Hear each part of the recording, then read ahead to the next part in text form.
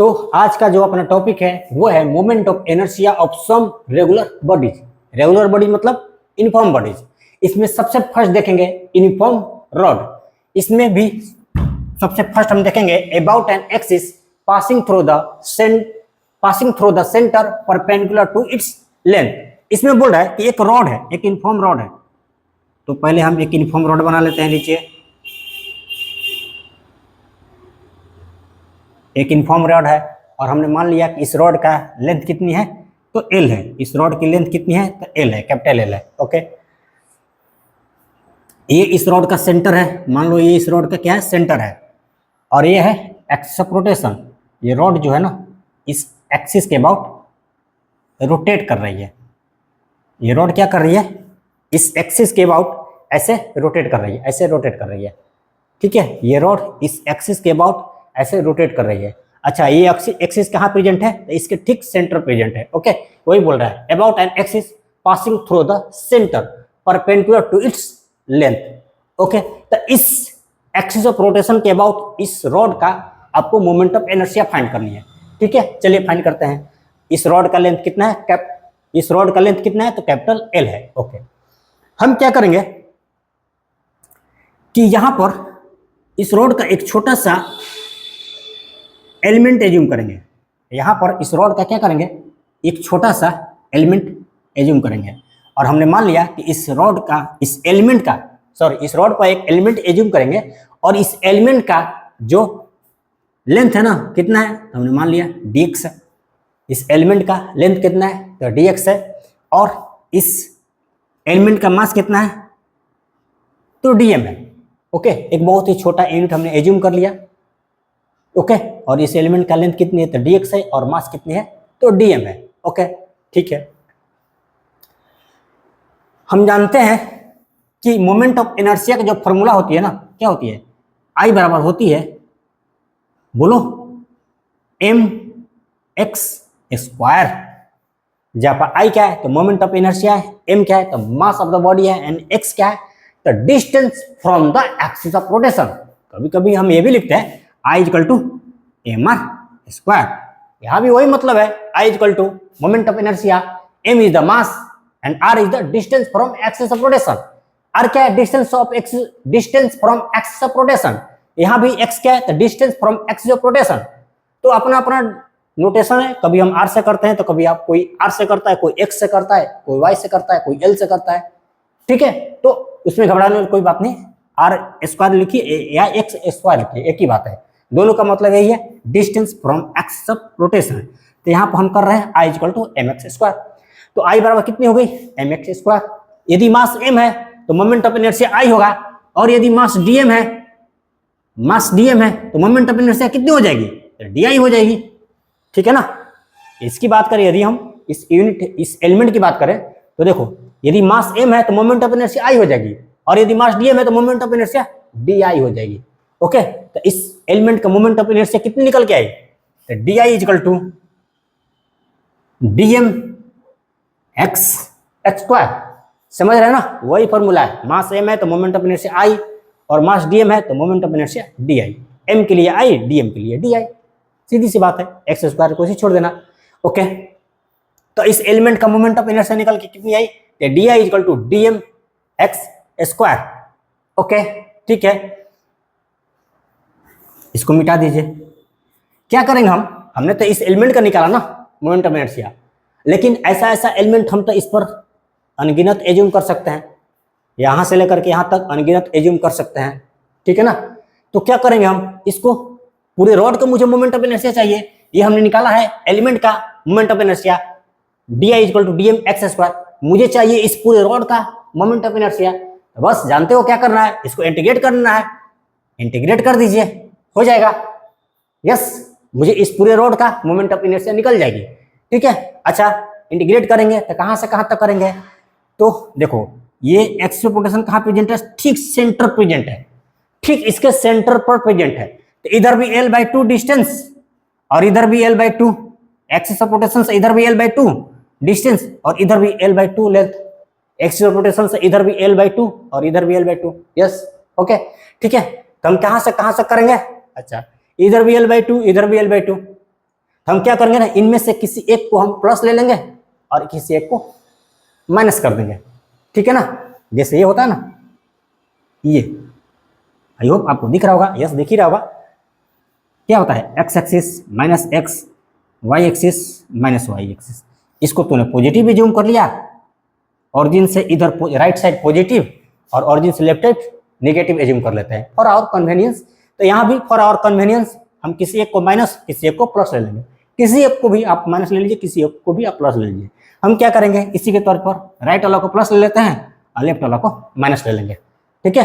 Right वाला को plus ले लेंगे और लेफ्ट वाला को माइनस ले लेंगे। तो कहाँ से कहाँ तक इंटीग्रेट करना है, तो मुझे माइनस एल अपॉन में 2 से प्लस एल अपॉन में 2 तक इंटीग्रेट करना है, ठीक है। माइनस एल अपॉन में 2 से प्लस एल अपॉन में 2 तक इंटीग्रेट करना है मुझे। तो इसको इंटीग्रेट करेंगे ना तो पूरे रॉड का मोमेंट ऑफ इनर्शिया निकल जाएगी। चलिए इंटीग्रेट कीजिए, क्या है,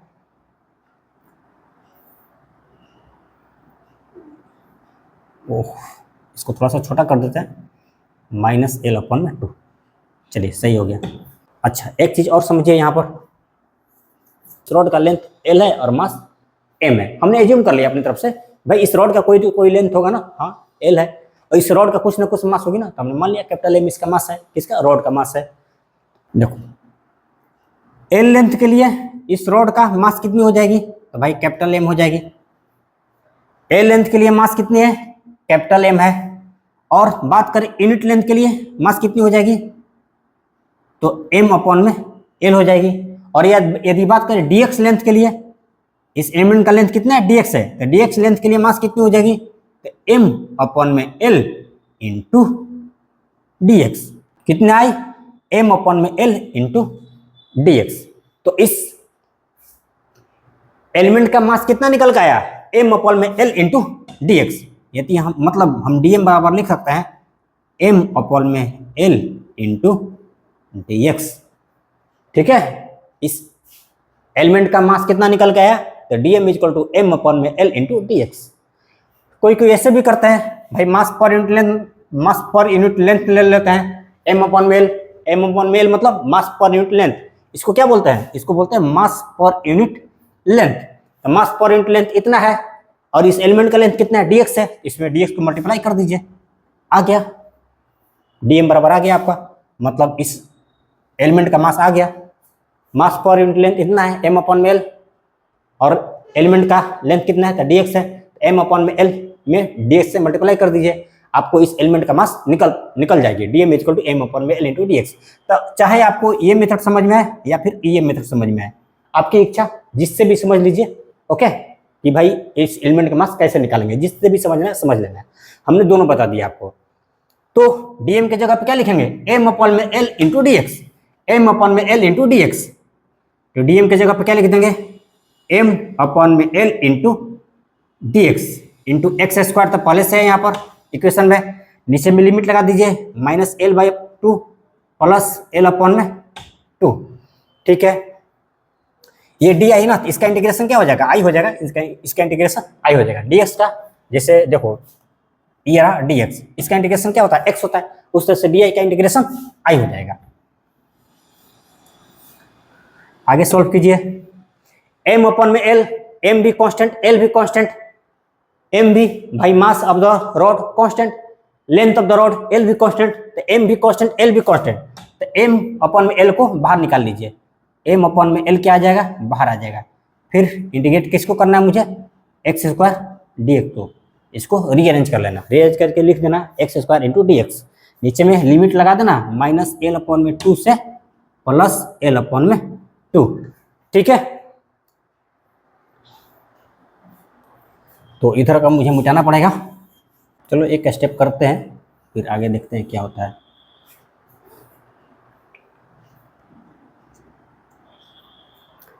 तो आगे सॉल्व करो इसको। अच्छा एक्स स्क्वायर का इंटीग्रेशन क्या होता है, एक्स स्क्वायर का इंटीग्रेशन क्या होता है, एम अपॉन में एल तो है, ठीक है, ये कितना बराबर है, आई बराबर कितना है, एम अपॉन में एल। एक्स स्क्वायर का इंटीग्रेशन कितना होता है, आप जानते हो, एक्स क्यूब अपॉन में 3, एक्स क्यूब अपॉन में 3 होता है। एक्स स्क्वायर इंटीग्रेशन कितना होता है, एक्स क्यूब अपॉन में 3। ब्रैकेट बंद कर दीजिए, लिमिट जो है वो लगा दीजिए माइनस एल अपॉन में 2 से प्लस एल अपॉन में 2। ठीक है, देखो एक्स स्क्वायर का X to the power N का इंटीग्रेशन क्या होता है, X to the power N का इंटीग्रेशन क्या होता है, ये होता है एक्स के पावर एन प्लस 1, एक्स के पावर एन प्लस 1 अपॉन में एन प्लस 1। इसी फॉर्मूला पर हमने निकाल दिया एक्स स्क्वायर का इंटीग्रेशन एक्स क्यूब अपॉन में 3। ओके, तो ठीक है, इतना नोट करो क्योंकि स्पेस की जरूरत है ना, इतना नोट करो। चलिए आगे सोल्व करते हैं इसको। अपना लास्ट स्टेप ये था, इसको आगे सोल्व करते हैं हम लिखेंगे आई बराबर एम अपॉन में एल, एम अपॉन में एल। अच्छा 3 तो कांस्टेंट है ना, तो बाहर निकाल दीजिए, तो क्या हो जाएगा एम अपॉन में 3l, एम अपॉन में 3l, 3 बाहर निकल जाएगा। ब्रैकेट के अंदर क्या बच जाएगा एक्स क्यूब, लिमिट जो है लगा दीजिए माइनस एल अपॉन में 2 से प्लस एल अपॉन में 2। ठीक है, इसको हटाइए। ओके, अब क्या करनी है, लिमिट को अंदर लेनी है, और लिमिट को अंदर लेना आप जानते हो कैसे, क्या करना है, upper limit minus lower limit. तो पहले एम अपॉन में 3l लिख दो, एम अपॉन में 3l जो है उसको तो लिख दो, ब्रैकेट के बाहर जो है इसको लिख दो, फिर ब्रैकेट के साइन दो। क्या करेंगे, अब इसको बोलते हैं लोअर लिमिट, नीचे वाले को लोअर लिमिट, ऊपर वाले को अपर लिमिट। तो क्या करेंगे, लिमिट को अंदर लिया जाता है, लिमिट को जब ब्रैकेट के अंदर लेते हैं तो उसका एक रूल होता है अंदर लेने का, क्या होता है upper limit minus lower limit. ये होता है लोअर लिमिट और इसको बोलते हैं अपर लिमिट, ऊपर वाले को अपर लिमिट बोलते हैं। तो upper limit minus lower limit मतलब पहले अपर लिमिट अंदर आएगा, पहले क्या आएगा अपर लिमिट अंदर आएगा।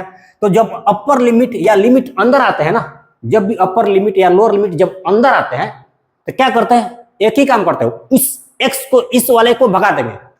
जब भी लिमिट अंदर आते हैं ना तो इस वाले को भगा देंगे, जब भी अपर लिमिट या लोअर लिमिट अंदर आएगा तो इस एक्स को भगा देगा। तो पहले तो अपर लिमिट अंदर आएगा, क्या रूल है upper limit minus lower limit, तो पहले तो अपर लिमिट अंदर आएगा, तो अपर लिमिट का अंदर लो, क्या है प्लस एल अपॉन में 2, लिखो प्लस एल अपॉन में 2। ठीक है, तो जब भी अपर लिमिट अंदर आएगा तो इस एक्स को भगा देगा और इसके पावर को ले लेगा, इस एक्स को भगा देगा और उसके जगह पर स्वयं बढ़ जाएगा। इस एक्स को भगा दो, उसके जगह पर एल अपॉन में 2 लिख दो, अपर लिमिट क्या है एल अपॉन में 2। जब ये अंदर आएगा तो इस एक्स को भगा देगा, इसके जगह पर स्वयं बढ़ जाएगा, तो इस एक्स को भगा दो, इसके जगह पर लिख दो एल अपॉन में 2। लेकिन एक्स को भगाएगा, उसके पावर को छीन लेगा।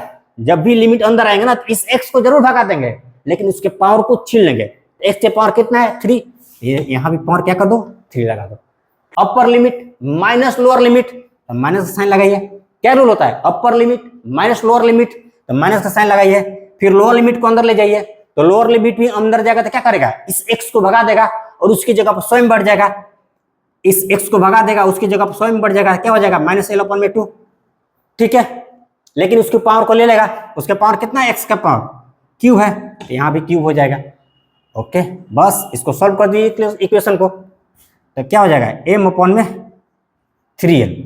ओके, एल अपॉन में 2 का क्यूब कितना हो जाएगा, एल अपॉन में 2 का क्यूब क्या हो जाएगा एल क्यूब अपॉन में 8 माइनस एल अपॉन में 2 का क्यूब कितना हो जाएगा, अब जानते हैं ना, हाँ जानना चाहिए, L cube minus L cube अपन में 8 हो जाएगा। ठीक है ना, कितना हो जाएगा माइनस एल क्यूब अपन में 8। इसको सॉल्व कीजिए तो एम अपॉन में 3l, ये हो जाएगा एल क्यूब अपॉन में 8, माइनस माइनस मिलकर हो जाएंगे प्लस, और इधर हो जाएगा एल क्यूब अपॉन में 8। ठीक है,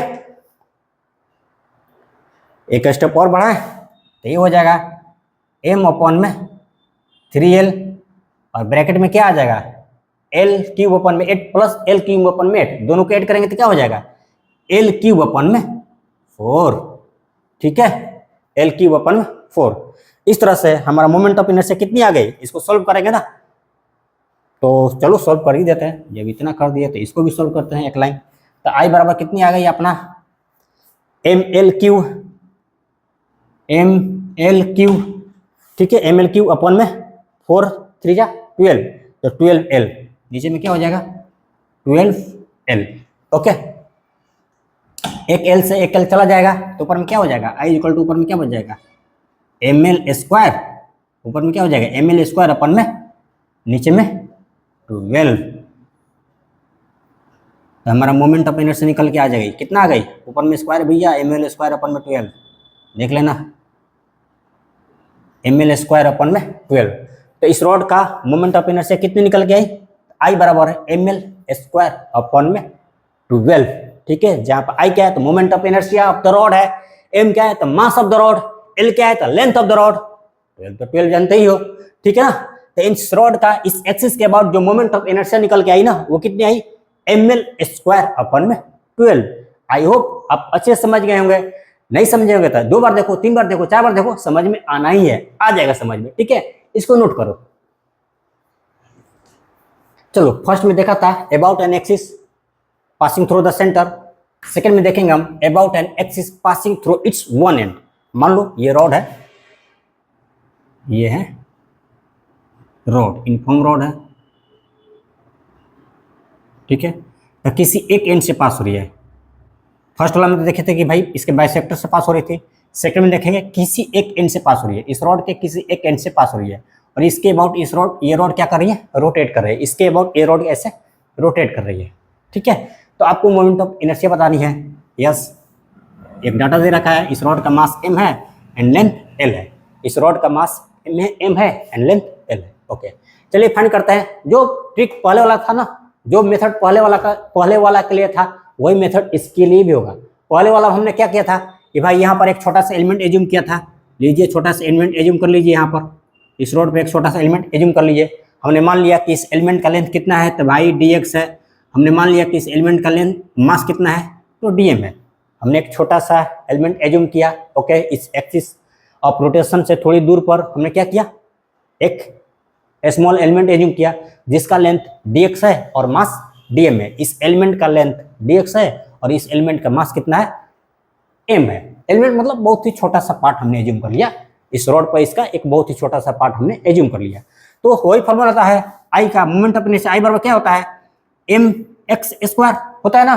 मोमेंट ऑफ इनर्शिया I बराबर होता है mx स्क्वायर, जब I क्या मोमेंट ऑफ इनर्शिया है, m is the mass and x is the distance from axis of rotation. तो यदि m के लिए I तो dm के लिए di होगा ना, m के लिए I तो dm के लिए di, बस। तो लिखिए यहां पर di बराबर क्या लिखेंगे, dm x स्क्वायर, ठीक है ना। अकॉर्डिंग टू दिस हम लिख सकते हैं di equal dm x square. अच्छा, ये हमारा di क्या है, तो moment of inertia of this small element, dm क्या है तो mass of this small element and x is the distance from the axis of rotation. x क्या है, x is the distance from axis of rotation. तो इस element का तो moment of inertia निकल के चली आई कितना, di equal to dm x square. किसका निकल के आई, इस एलिमेंट का, मतलब इस रॉड के बहुत ही छोटे से पार्ट का। ये मोमेंट ऑफ इनर्शिया किसका है, इस रॉड के बहुत ही छोटे से पार्ट का, दैट इज दिस एलिमेंट का। लेकिन मुझे तो क्या चाहिए, इस पूरे रॉड का मोमेंट ऑफ इनर्शिया चाहिए ना, हमको तो पूरे रॉड का मोमेंट ऑफ इनर्शिया चाहिए। तो एक ही मेथड है, क्या, बस इंटीग्रेट कर दो, हो गया, इंटीग्रेट कर देते हैं, ठीक है। तो डी आई को इंटीग्रेट करोगे तो आई हो जाएगा। अच्छा, लिमिट भी लगाना पड़ेगा, कहां से कहां तक, 0 से लेकर के एल तक।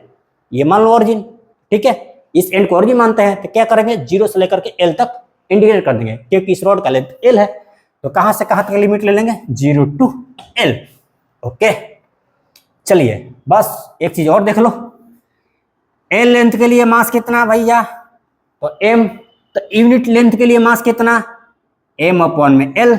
तो dx लेंथ के लिए मास कितना, dx लेंथ के लिए मास कितना, m अपॉन में l इंटू dx, ठीक है। dx लेंथ के लिए मास कितना आया, तो m अपॉन में l into dx, unitary method से भी निकाल सकते हैं। तो हम अच्छा, तो dx लेंथ के लिए मास आया ना इतना, ये क्या है, dx लेंथ के लिए मास कितना है, तो m अपॉन में l इंटू dx, मतलब dm बराबर कितनी आएगी अपनी, तो m अपॉन में l इंटू dx। dm बराबर कितनी आई, m अपॉन में l इंटू dx है। अच्छा, dm क्या है, तो mass of this small element. Small element मतलब इस रॉड का बहुत ही छोटा सा पार्ट जो हमने एज्यूम किया है। तो लिखिए 0 to l तो लिमिट है, और dm के जगह पर क्या लिख देंगे, m अपॉन में l into dx, m upon में l इंटू dx। आप इसको सेम से भी ट्राई कर सकते हो, बस सेम मेथड है, जो मेथड पहले वाले के लिए है ना, वही मेथड इसके लिए भी है। खुद स्वयं से भी ट्राई कर लेना, कोई दिक्कत वाली बात नहीं है। m भी constant, mass of the rod m is constant, length of the rod L is constant, तो एम भी कांस्टेंट एल भी कांस्टेंट, तो इनको निकाल दीजिए बाहर, क्योंकि इनका तो इंटीग्रेशन होगा नहीं, कांस्टेंट है, तो 0 to L लिमिट लगा दीजिए। अच्छा एक चीज छूट गया ना, एक्स स्क्वायर हमने छोड़ दिया, जो फॉर्मूला का पार्ट था एक्स स्क्वायर, तो यहाँ पे लिख लेना एक्स स्क्वायर। ये तो डीएम के जगह पे ना लिखे ना हमने, एम अपॉन में L into D x, x square का पहले जो था वो यहाँ पर लिखना पड़ेगा। तो क्या हो जाएगा, जो हो जाएगा x square into D x, sir x D x into X square था, इसको रीअरेंज कर लो, क्या दिक्कत है, 2 इंटू 3 या 3 इंटू 2 एक ही बात है, x square dot D x. Yes okay, तो एम अपॉन में एल, इंटीग्रेशन का साइन लगा दो, 0 to L लिमिट लगा दो, एक्स स्क्वायर का इंटीग्रेशन क्या हो जाएगा, बताया था निकालने का, X to the power n plus 1 upon में n प्लस 1, मतलब क्या हो जाएगी, X to the power 2 plus X to the power 2 plus 1 upon में 2 प्लस 1, मतलब एक्स क्यूब अपॉन में 3। ओके, तो इसका इंटीग्रेशन कितनी आ गई, एक्स स्क्वायर का एक्स क्यूब अपॉन में 3, तो इंटीग्रेशन का साइन हटाना पड़ेगा ना, इंटीग्रेशन आ गई तो सॉरी, इंटीग्रेशन का साइन हटा करके ब्रैकेट बड़ा वाला ब्रैकेट साइन लगा दो और 0 to L लिमिट लगा दो, तो एक्स स्क्वायर का इंटीग्रेशन कितनी आ गई, एक्स क्यूब अपॉन में 3। ओके इच्छा मिटाइए अब, चलिए इधर सॉल्व कर जाए, तो डी आई का इंटीग्रेशन क्या हो जाएगा, जैसे डी एक्स का इंटीग्रेशन क्या होता है एक्स, उसी तरह से डी आई का इंटीग्रेशन क्या हो जाएगा, तो आई हो जाएगा। तो हम लिखेंगे आई बराबर क्या लिखेंगे, एम अपॉन में एल तो पहले से है, एम अपॉन में एल, ब्रैकेट से बाहर है, ब्रैकेट के अंदर, अच्छा 3 कांस्टेंट है ना, तो बाहर आ जाएगा, तो 3 को बाहर ले लो, एम अपॉन में 3 एल हो जाएगा, ये 3 क्या हो जाएगा, बाहर आ जाएगा, और एक्स क्यूब और लिमिट लगा दो 0 to L। ओके इनको सॉल्व करो अब, तो लिखो एम अपॉन में 3L, लिमिट अंदर आएगा तो पहले कौन आएगा, अपर लिमिट आएगा। ओके क्या रूल है, upper limit minus lower limit, तो पहले अपर लिमिट आएगा, अपर लिमिट आएगा तो क्या करेगा, इस वाले x को भगा देगा, अपर लिमिट जब ब्रैकेट के अंदर आएगा तो क्या करेगा, इस वाले x को भगा देगा और उसके जगह पर स्वयं बैठ जाएगा, उसके जगह पर स्वयं बैठ गया, लेकिन इसके पावर को ले लेगा, इसका पावर कितना है, x का क्यूब है, तो यहाँ भी l का पावर कितना हो जाएगा, क्यूब हो जाएगा। ठीक है, upper limit minus lower limit, upper limit minus lower limit, lower limit के अंदर लो तो लोअर लिमिट वही काम करेगा, जब अंदर आएगा तो इस वाले x को भगा देगा, उसके जगह पर स्वयं बढ़ जाएगा, लेकिन उसके पावर को ले लेगा, x का पावर कितना है, क्यूब है, तो 0 का भी पावर कितना हो जाएगा, क्यूब हो जाएगा, 0 का क्यूब 0, इसलिए इसको हटा दो, 0 क्यूब 0, इसलिए इसको हटा देते हैं। ठीक है, तो कितना निकल के आया, आई अपन आई इक्वल टू कितना निकल के आया, एम एल क्यूब अपॉन में 3L। ठीक है, एक एल से एक एल चला जाएगा, इस तरह से आई बराबर आपकी कितनी आ गई, आई बराबर कितनी आ गई भाई बताइए, ऊपर में बच गया ml स्क्वायर, नीचे में क्या बच गया 3। यस, तो इस एक्सिस के अबाउट इस रॉड का मोमेंट ऑफ इनर्शिया आई बराबर कितनी निकल के आई, तो ml स्क्वायर अपन में 3, ml स्क्वायर अपन में 3। याद रख लेना रिजल्ट, देखो डेरिवेशन तो आपको समझाने के लिए ठीक है, बट यदि आप 12 पास हो ना, नीट का प्रिपरेशन कर रहे हो, जेई का प्रिपरेशन कर रहे हो, तो आप डायरेक्ट फार्मूला भी याद कर लोगे ना, तो आपकी बहुत काम बहुत हो जाएगी। ये तो प्रोसेस एक डेरिवेशन बता दिया। ओके, तो ये फार्मूला आपको याद होना चाहिए, डेरिवेशन भूल भी जाओ तो ये फार्मूला आपको याद होनी चाहिए, जो पहले भी बताया था, परपेंडिकुलर बाइसेक्टर एक्सिस के अबाउट कितना आया था, ml स्क्वायर अपन में 12, वो भी याद होना चाहिए, और ये भी याद होना चाहिए अबाउट इट्स वन एक्सिस कितना आया, ml स्क्वायर अपन में 3। ठीक है, अब देखो एक होता है रेडियस ऑफ जाइरेशन, रेडियस ऑफ जाइरेशन, तो यदि तूने कल वाला लेक्चर देखा होगा ना रेडियस ऑफ जाइरेशन, उस पर मैंने एक रेडियस ऑफ जाइरेशन में बेस्ट एक क्वेश्चन कराया था कि भाई रेडियस ऑफ जाइरेशन कैसे फाइंड करते हैं। ठीक है ना, तो आपको जाननी है कि रेडियस ऑफ जाइरेशन कैसे फाइंड करनी है, तो कल वाला लेक्चर अवश्य देखिए, यदि आपने नहीं देखा है तो कल वाला लेक्चर अवश्य देखिए। ठीक है, उसमें लास्ट क्वेश्चन इसी पर बेस्ड है कि रेडियस ऑफ जाइरेशन कैसे फाइंड करता है। ओके, तो कल वाला लेक्चर आप अवश्य देखिए यदि आपने नहीं देखा। तो आज हम एक ट्रिक बता देते हैं कि रेडियस ऑफ जाइरेशन फाइंड करने के लिए क्या करना है। ट्रिक क्या है, मोमेंट ऑफ इनर्शिया कितना होता है, ml स्क्वायर अपन में 3, मुझे चाहिए रेडियस ऑफ जाइरेशन इस एक्सिस के अबाउट, इस रॉड का रेडियस ऑफ जाइरेशन चाहिए इस एक्सिस के अबाउट, तो क्या करेंगे, इस m को हटा देंगे, इस m को हटा देंगे और जितना भी बचा है ना उसको अंडर रूट में लिख देंगे, l स्क्वायर अपन में 3। m को हटा देना, रेडियस ऑफ जाइरेशन जब भी लिखना हो तो इस इक्वेशन में से m को हटा देना और जितना चीज बची है ना उसको अंडर रूट में कर देना। ठीक है, तो कितना है l, m को हटा दोगे तो क्या बचा है l स्क्वायर अपन में 3, तो l स्क्वायर अपन में 3 को अंडर रूट में कर देना।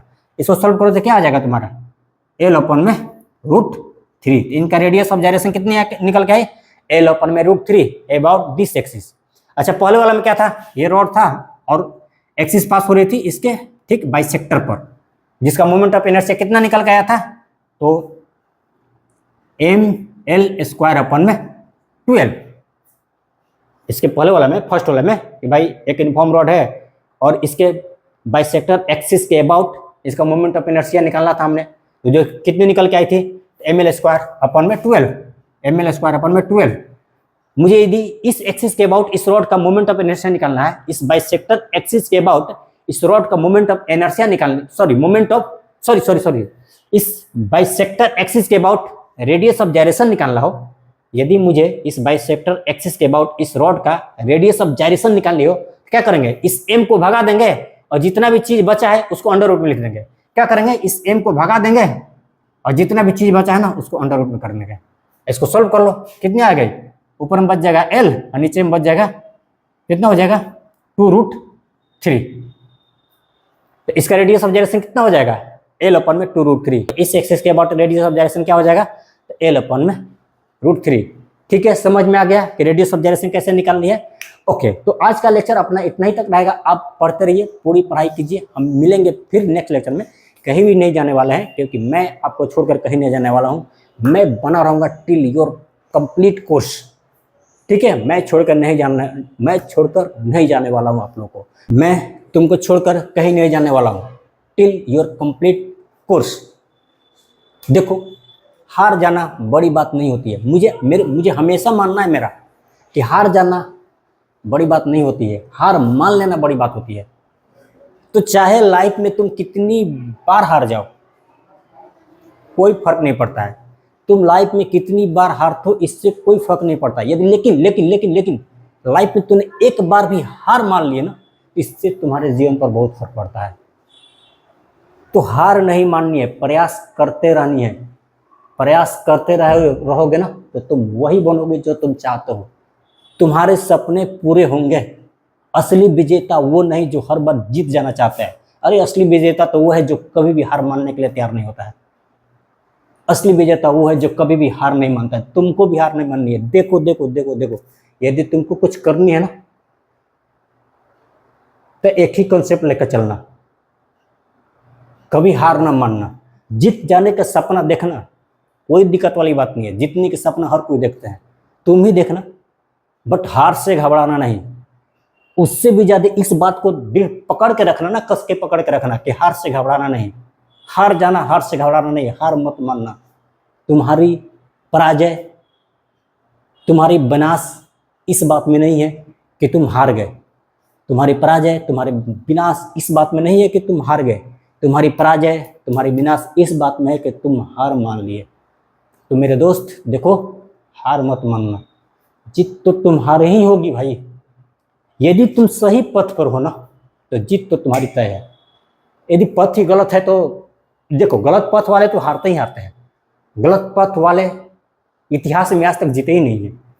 चाहे तुम पौराणिक काल से लेकर के आज तक की बात करो, इसके बाद तक की बात करो, गलत पथ वाले व्यक्ति तो रावण भी नहीं जीता, जो इतनी बलशाली था ना, इतनी बड़ा विद्वान था। तो तुम कितने बलशाली हो, कितने बड़े विद्वान हो, नो फर्क। यदि कोई व्यक्ति कितना भी बड़ा बलवान हो, धनवान हो, और यदि गलत पथ पे है ना तो हारना ही है। तो गलत पथ वाले व्यक्ति तो हारते ही हारते हैं। रह गई सही पथ वाले व्यक्ति के लिए तो हार से घबराना नहीं है। यदि तुम हार नहीं मानोगे ना तो तुम जीत ही जाओगे, क्योंकि जीत तुम्हारे लिए ही बनी है और तुम्हारे लिए भी बनी है। जीत किसी पर्टिकुलर व्यक्ति के लिए नहीं बनी है कि यस भैया ये जीत उसी के लिए बनी है। ये कोई भी सफल व्यक्ति का नाम ले लो, ये जीत उसी के लिए बनी है। नहीं, ये जीत उतना भी तुम्हारे लिए बनी है। ये दिन और रात जितना उस सफल व्यक्ति के लिए उतना ही तुम्हारे लिए भी है। ये हवा, ये सूर्य की रोशनी जितना भी किसी भी सफल व्यक्ति के लिए है ना, उतना तुम्हारे लिए भी है। तुम्हारे लिए भी है मेरे फ्रेंड। तो जीत भी तुम्हारे लिए भी बनी है। जैसे हवा तुम्हारे लिए भी बनी है, एक सफल व्यक्ति के लिए बनी है तो तुम्हारे लिए भी बनी है। सूर्य की रोशनी एक सफल व्यक्ति के लिए बनी है तो तुम्हारे लिए भी बनी है। जल एक सफल व्यक्ति के लिए बनी है तो तुम्हारे लिए भी बनी है, तो जीत भी तुम्हारे लिए बनी है।